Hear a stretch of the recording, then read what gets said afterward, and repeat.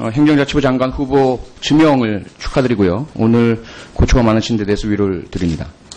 간략한 답변 좀 부탁드리겠는데요. 우선 존경하는 황영철 의원님의 질의의 연장선상입니다. 첫째, 대통령께서 후보자 시절에 5대 비리 문제 있는 사람은 고위공직에 임명하지 않겠다라는 약속, 잘못됐다고 생각하십니까?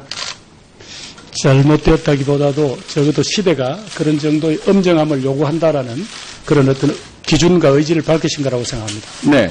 그런데 실제로 좀 전에 황 의원님 지적처럼 이 기준에 위배되는 사실을 스스로 인정하거나 발견된 후보자들이 나타났습니다. 그렇죠? 예, 저도 역시 그런 흠이 있습니다. 네. 그래서 이 부분에 대해서 조금 전 후보자님 말씀처럼, 전례 없이 그 민정수석이나 또는 홍보수석이나 대변인이 아니라 대통령 비서실장이 공식적으로 사과를 했죠. 예, 저는 그렇게 사과를 듣고 있습니다. 네. 그리고 대통령께서는 수석 비서관 회의를 통해서 유감 표명을 하시고, 현실과 그 이상의 괴리 부분에 대해서 좀 더 구체적인 안을 만들어 줄 것을 국회에도 요청을 드리고 정부에서도 그런 노력을 하겠다는 말씀을 하셨죠? 예, 제가 그렇게 알고 있습니다. 네. 그럼에도 불구하고 야당은 당연히 약속 위반과 이러한 흠결에 대해서 강하게 비판할 자격이 있고 그렇게 하셔야만 한다고 저는 생각을 하는데 동의하십니까? 네, 저희들도 야당 때 그런 자세로 임했기 때문에 예, 충분히. 네. 여기서 이제 기준이 되는 것이 있죠. 이 부분을 일단 그래서 우리가 봤을 때는 비서실장의 사과와 대통령의 유감 표명으로 됐지 않았겠는가라는 생각이지만 야당은 그렇게 받아들이지 않으실 수가 있고요. 또 국민들께서도 입장에 따라서 다르실 수가 있을 것 같습니다. 이 부분에 대해서는 조금 뒤로 좀 미뤄두고요. 그렇다면 과연 우리가 고위공직자 후보자에게 요구하는 것은 무엇입니까? 완벽한 사람은 없죠. 보기에 따라서 또 기준에 따라서 흠결이냐 아니냐에 대해서도 엇갈릴 수도 있습니다. 조금 전에 말씀하신 논문에 대한 것도 그렇죠. 그렇다면 제가 알기에는 그리고 이제까지 언론 또는 학계에서 나온 내용들을 종합을 하면 두 가지인 것 같습니다. 하나는 도덕적인 흠결이 국민의 모범이 되어야 할 고위공직자로서 부적격이냐 아니냐. 두 번째로는 직무 수행에 영향을 미칠 만한 그러한 위반 행위가 있고 앞으로도 그럴 가능성이 있느냐. 이 두 가지 기준이라고 생각하는데 동의하십니까? 예, 지금 그나마 이렇게 현재 서로 합의할 수 있는 기준이라면 그런 정도라고 생각합니다. 네, 그래서 이 부분에 대해서 아마 저희들이 고민이 깊은 것 같습니다. 그 야당에서 생각하시고 판단하시는 정도, 그 흠결의 정도와 여당에서 판단하는 흠결의 정도, 그리고 과거의 사례와의 비교 이런 부분들이 상당히 복잡하게 얽혀 있는 것 같은데요. 우선 저는 개인적으로 어쨌건 과거 사례와 비교할 여지가 있지 않다. 왜냐하면 우리가 먼저 공약을 내걸었기 때문에 이 5가지의 비리는 그만큼 국민적 요구였고 고위공직자에게 요구되는 부분이다. 그리고 대통령께서도 그만한 자신감이 있으시니까 후보 시절에 약속을 하셨겠죠. 그렇죠? 예. 근데 문제는 지금 전직 대통령 탄핵으로 인해서 급하게 치러진 대선, 급하게 인수위도 없이 만들어지는 정부에서 검증의 시간도 충분치 않았고, 그리고 검증에서 발견되었거나 본인이 고지를 했음에도 불구하고 적합성, 능력, 그리고 개혁에 대한 의지 이런 부분에 있어서 대체 불가능하다라고 여겨지는 후보자들 이에 대해서 대통령께서 이제 야당과 국회에 협조를 요청하시는 이런 상황이죠. 예, 그렇게 알고 있습니다. 네.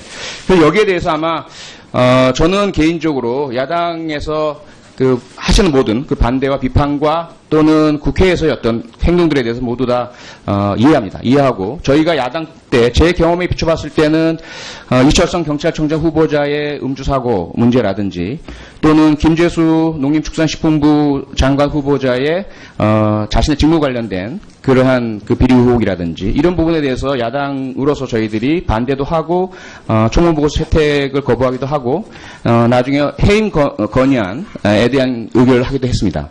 하지만 그 모든 것이 국회의 법과 절차 내였고요. 국회 선진화법 내에서 이루어진 것이었습니다. 그래서 아마도 야당도 그러한 그 부분들을 존중해 주시리라 믿고요. 특히 국민들께서는 현재 급박한 그 국내적인 상황과 외교와 경제 문제 해결을 위한 정부 출범을 바라고 계시기 때문에 아마 조금 전에 우리 존경하는 황영철 의원님의 말씀처럼 후보자께서도 그 후보자로서 그리고 만약에 임명이 되신다면 임명된 장관으로서 그 야당의 충분한 반대의 정당성을 깊이 이해하시고 협조를 위한 노력들을 해주시기를 좀 부탁드리겠습니다. 예, 그렇게 하겠습니다. 네. 그 다음에 이제 시간이 얼마 없는데요. 이 추경 관련해서 공공일자리 문제입니다. 이 역시 상당히 이해가 엇갈리고 있는데, 그동안 학계의 그리고 전 세계적인 동향을 좀 비교를 해보자면, 우선 우리 대한민국 현재 공공일자리의 수준이 8%에 불과합니다. 전체 일자리 중에서요. 그런데 OECD 평균은 20%대고요. 가장 높은 덴마크 같은 경우는 34% 정도입니다. 이 이유는 우선 시장과 민간은 고용 절벽에 이미 도달했다. 시장에서는 비용 절감을 위해서 그리고 기계화, 정보화, 자동화 등을 통해서 고용 없이 성장을 이뤄내는 그러한 기조로 들어가 버렸습니다, 이미. 근데 정부가 아무리 압박을 한다 해도 압박도 필요하지 않고 정당하지 않고 해서는 안 되는 것이긴 하지만 민간이 감내할 수 있는 고용 창출의 효과는 미미할 수밖에 없습니다. 그러다 보니까 전 세계 선진국들이 고용을 늘리는 것이고요. 복지 안전 등과 연계하면서 시너지 효과를 일으키고 민간 일자리를 마련하는 마련이 된다는 거죠. 추가 질문 다시. 였거나 본인이 고지를 했음에도 불구하고 적합성, 능력, 그리고 개혁에 대한 의지 이런 부분에 있어서 대체 불가능하다라고 여겨지는 후보자들 이에 대해서 대통령께서 이제 야당과 국회에 협조를 요청하시는 이런 상황이죠. 예, 그렇게 알고 있습니다. 네.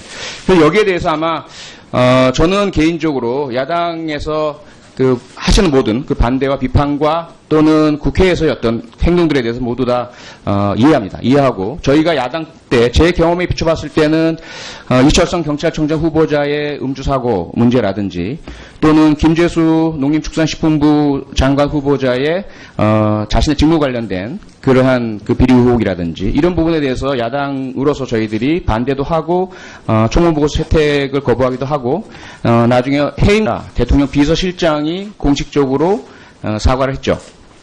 예, 저는 그렇게 사과를 듣고 있습니다. 네, 그리고 대통령께서는 수석 비서관 회의를 통해서 유감 표명을 하시고 현실과 이상의 괴리 부분에 대해서 좀 더 구체적인 안을 만들어 줄 것을 국회에도 요청을 드리고 정부에서도 그런 노력을 하겠다는 말씀을 하셨죠? 예, 제가 그렇게 알고 있습니다. 네, 그럼에도 불구하고 야당은 당연히 약속 위반과 이러한 흠결에 대해서 강하게 비판할 자격이 있고 그렇게 하셔야만 한다고 저는 생각을 하는데 동의하십니까? 네, 저희들도 야당 때 그런 자세로 임했기 때문에 예, 충분히. 네. 여기서 이제 기준이 되는 것이 있죠. 이 부분을 일단 그래서 우리가 봤을 때는 비서실장의 사과와 대통령의 유감 표명으로 됐지 않았겠는가라는 생각이지만 야당은 그렇게 받아들이지 않으실 수가 있고요. 또 국민들께서도 입장에 따라서 다르실 수가 있을 것 같습니다. 이 부분에 대해서는 조금 뒤로 좀 미뤄두고요. 그렇다면 과연 우리가 고위공직자 후보자에게 요구하는 것은 무엇인가? 완벽한 사람은 없죠. 보기에 따라서 또 기준에 따라서 흠결이냐 아니냐에 대해서도 엇갈릴 수도 있습니다. 조금 전에 말씀하신 논문에 대한 것도 그렇죠. 그렇다면 제가 알기에는 그리고 이제까지 언론 또는 학계에서 나온 내용들을 종합을 하면 두 가지인 것 같습니다. 하나는 도덕적인 흠결이 국민의 모범이 되어야 할 고위공직자로서 부적격이냐 아니냐. 두 번째로는 직무 수행에 영향을 미칠 만한 그러한 위반 행위가 있고 앞으로도 그럴 가능성이 있느냐. 이 두 가지 기준이라고 생각하는데 동의하십니까? 예, 지금 그나마 이렇게 현재 서로 합의할 수 있는 기준이라면 그런 정도라고 생각합니다. 네, 그래서 이 부분에 대해서 아마 저희들이 고민이 깊은 것 같습니다. 야당에서 생각하시고 판단하시는 정도, 흠결의 정도와 여당에서 판단하는 흠결의 정도, 그리고 과거의 사례와의 비교 이런 부분들이 상당히 복잡하게 얽혀 있는 것 같은데요. 우선 저는 개인적으로 어쨌건 과거 사례와 비교할 여지가 있지 않다. 왜냐하면 우리가 먼저 공약을 내걸었기 때문에 이 5가지의 비리는 그만큼 국민적 요구였고 고위공직자에게 요구되는 부분이다. 그리고 대통령께서도 그만한 자신감이 있으시니까 후보 시절에 약속을 하셨겠죠. 그렇죠? 예. 근데 문제는 지금 전직 대통령 탄핵으로 인해서 급하게 치러진 대선, 급하게 인수위도 없이 만들어지는 정부에서 검증의 시간도 충분치 않았고 그리고 검증에서 발견된 행정자치부 장관 후보 지명을 축하드리고요. 오늘 고초가 많으신 데 대해서 위로를 드립니다. 간략한 답변 좀 부탁드리겠는데요. 우선 존경하는 황영철 의원님의 질의의 연장선상입니다. 첫째, 대통령께서 후보자 시절에 5대 비리 문제 있는 사람은 고위공직에 임명하지 않겠다라는 약속 잘못됐다고 생각하십니까? 잘못되었다기보다도 적어도 시대가 그런 정도의 엄정함을 요구한다라는 그런 어떤 기준과 의지를 밝히신 거라고 생각합니다. 네. 그런데 실제로 좀 전에 황 의원님 지적처럼 이 기준에 위배되는 사실을 스스로 인정하거나 발견된 후보자들이 나타났습니다. 그렇죠?